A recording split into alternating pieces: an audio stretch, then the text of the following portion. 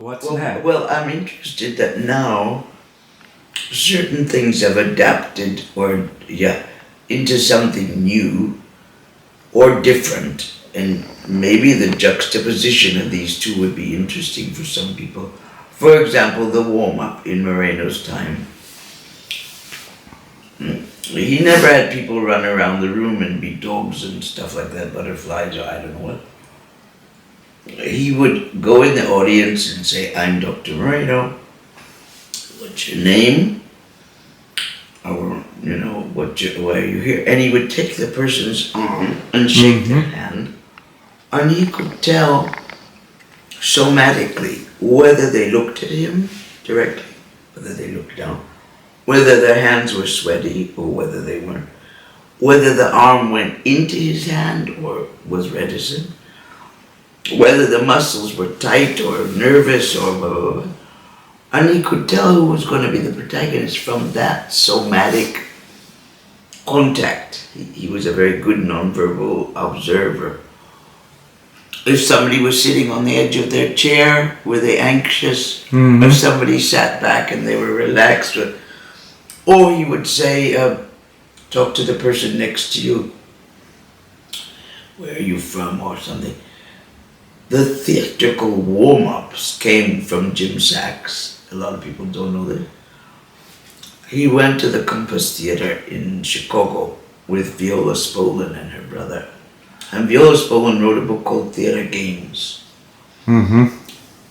Jim was one of the few in the Compass Theater, learning improvisational theater, that was not an actor. He was a psychologist.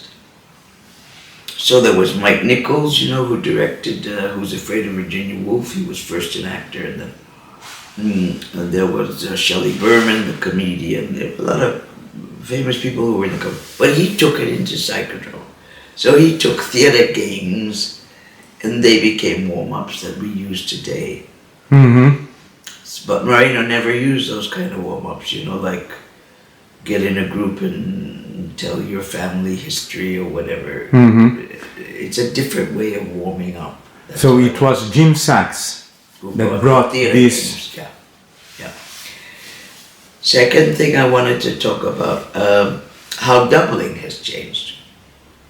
When we were trained, if the protagonist was sitting, the double is an auxiliary ego, so the double would be chosen by the protagonist. Who in this group, Moreno would say, do you think could understand you the best? Who could express what's going on inside you? Who's more like you? Personally, I always ask, why did you choose that person? Because very often in a new group, people choose the person they drove with because they know them the best. Or, I choose my best friend because they're not going to hurt me, or I don't know what. So I say, okay, if that's the case, let's think again. Who reminds you of your mother? Who has the hair of your mother?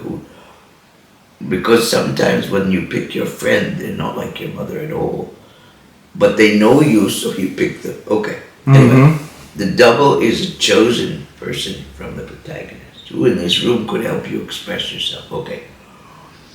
We were taught as a double, if the protagonist is sitting, we take a chair a little bit behind the person so they don't see us, because otherwise it feels like mimicking. A little bit behind. And we take our cue from the body language. So if they have their knees together but their feet are going up and down, we double that and we get cues from the body. I feel anxious, the double might say, only because she never said she's anxious, but the body is expressing that. Or as Anne Schutzenberger studied in her PhD on nonverbal expression, she used to say if somebody's sitting in the group like this, she would say, what are you not saying? It's very small thing. What are you not saying?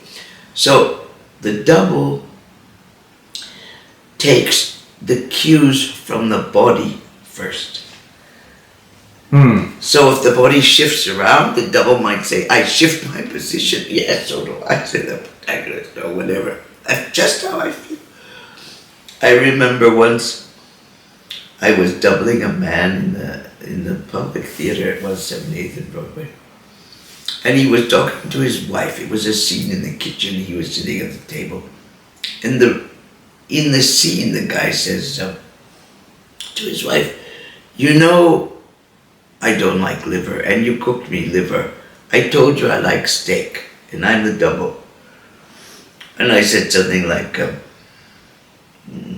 "You always get it wrong. You don't really know me after all these years. I don't like steak, and I don't like kidney. Why do you make me kidney?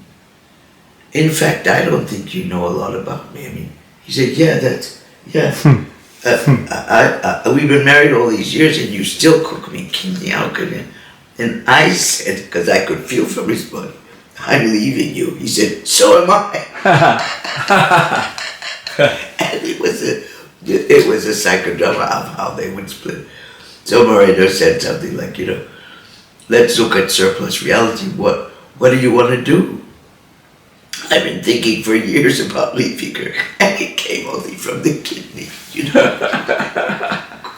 Or the liver. or the liver. So now, what I've noticed around the world is people, I call it hit and run doubling. They run up, they slap the person on the shoulder, they say, "I hate my mother," and then they run away. And then somebody else says, "No, it's my father I hate," and they run away. Then somebody else says, "I'm in love with my dog," whatever. And then somebody. As a protagonist, I have felt when that happens, I can't hold all these ideas in mind. I just think this, and somebody says this is. So there's two things happening. It seems to me, people are being like, pretend psychotherapists. I've got the answer. It's this. No, I've got the answer. It's this. And there's a kind of competition of who's got the right. That's not the double, because it's confusing for the protagonist to hear all these very profound ideas all so quick.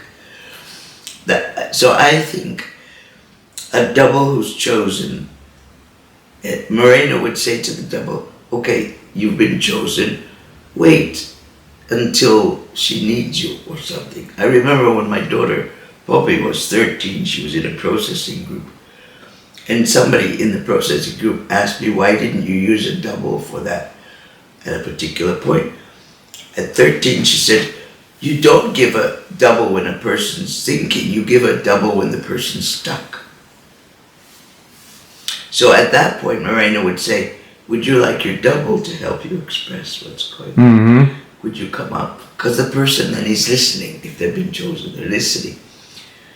They take the same physical position. If they're standing up and their fingers are going like this, the protagonist is a little bit behind them and gets the cues and tries to express the inner drama outside. What is not being said outward.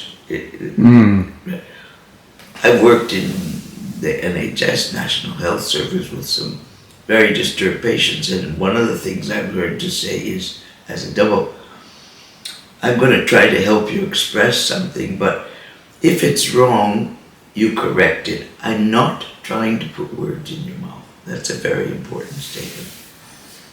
I'm not trying to put words in your mouth. You have total control. If it's okay, you can carry on. We're just one person. If it's not okay and it's not what you feel, you can correct it.